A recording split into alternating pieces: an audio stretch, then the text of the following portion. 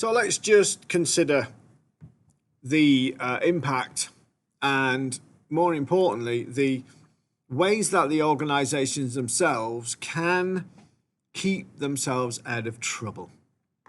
Okay, so the first thing that the organization obviously needs to know is that these laws exist, what these laws are and what they cover.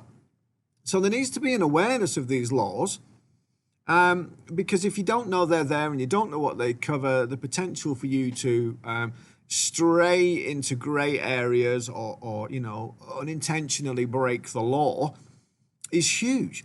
So they need to know what these laws are, first and foremost. Secondly, most organizations have policies and procedures in place, and they are there as a buffer to stop the people who work for the organization breaking the law. So it's very likely that any organization will have a set of documents, and these documents will lay out what the organization's policy is on data protection, on equality, on surveillance. Okay, so the college has cameras in the IT rooms, but these cameras exist only to prevent theft and deliberate damage to the college's equipment.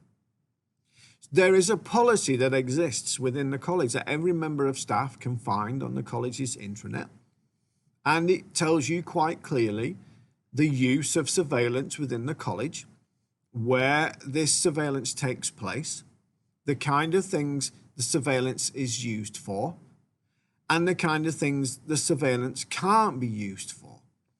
So teachers can't request CCTV footage because someone swore at them in the classroom, okay? Not that that really ever happens, but it's not for that purpose. It's for theft and deliberate damage. So a request like that would most likely be denied because it's not within the remit of the use of the cameras, and it's not within the policy, okay? It's not what they're for. And the same with the Data Protection Act. There is a policy explaining the Data Protection Act and what needs to be done to ensure data is kept safe. So the policy states all staff laptops have to have encrypted hard drives that are protected with a PIN number or password, so that if the laptop is ever stolen, data cannot be accessed from it. Any memory sticks that staff bring into the college that may end up with student data on them, they also have to be encrypted and password protected. So these policies exist to protect people and to stop them from breaking the law.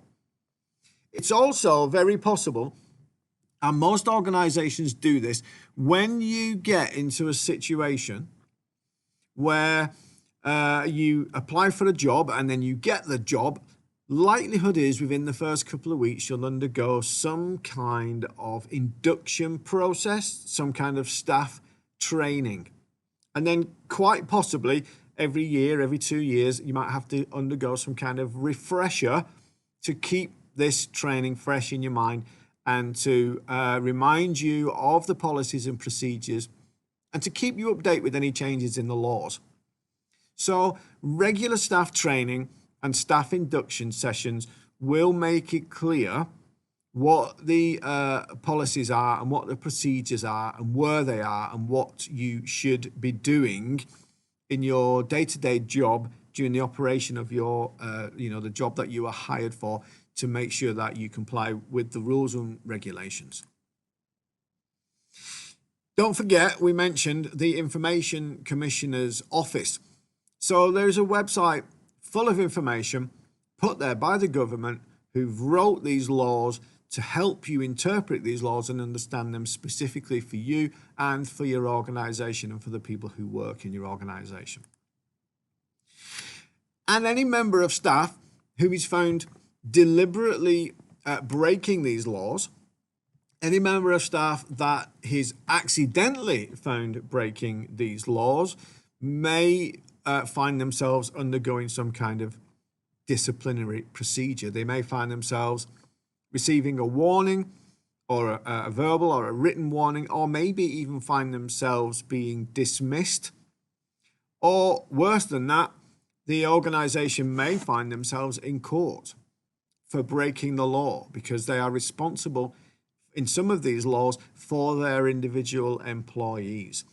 So you may find yourself in a situation where you're out of work, and the organization may find themselves in a situation where they are having to answer to the legal system, and may even find themselves with rather large and hefty fines. And some of these fines are very large. They're now a percentage of the organization's finances, which means many organizations just end up closing their doors because the fines are so big that they no longer have enough money to keep themselves running as a business. So the consequences for breaking these laws can be quite severe.